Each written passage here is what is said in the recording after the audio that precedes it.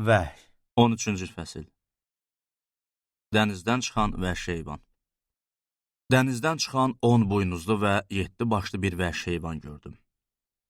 Onun buynuzlarının üstündə 10 kiçik tac var idi. Başlarının üzərində isə küfr olan adlar yazılmışdı. Gördüyüm vəhşi heyvan bəbrə oxşuyurdu. Onun ayaqları aya ayaqları kimi, ağzı da aslan ağzı kimi idi. Əjdaha ona öz gücünü, taxtını və böyük səlahiyyət verdi.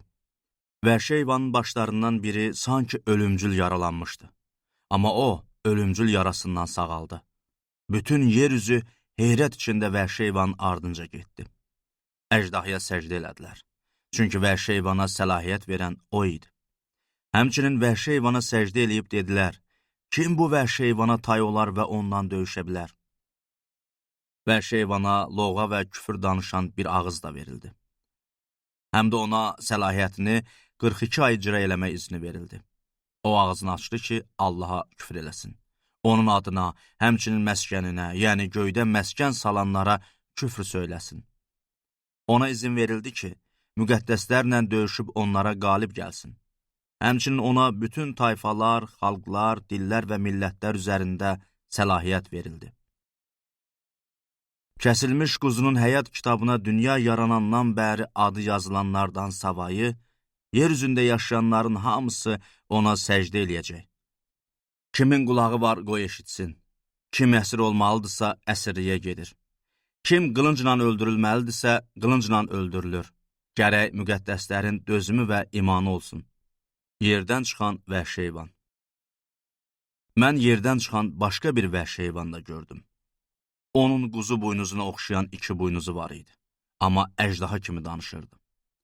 O, birinci vəhşi heyvanın bütün səlahiyyətini onun önündə icra eləyir, yer üzünü və orada yaşayanları ölümcül yarasından sağalan həmin vəhşi heyvana səcdə eləməyə məcbur eləyir.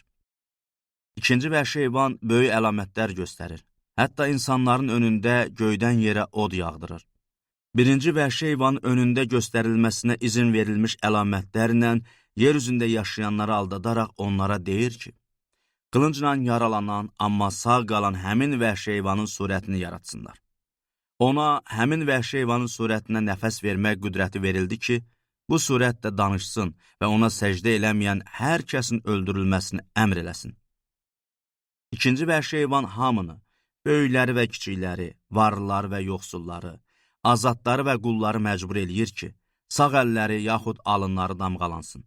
Beləcə, bu damğanı, yəni həmin vəhşi heyvanın adını ya da adını təmsil edən sayı daşımayan bir kəsə alıb satmağa icazə verilmir. Bu işdə müdrik olmaq lazımdır.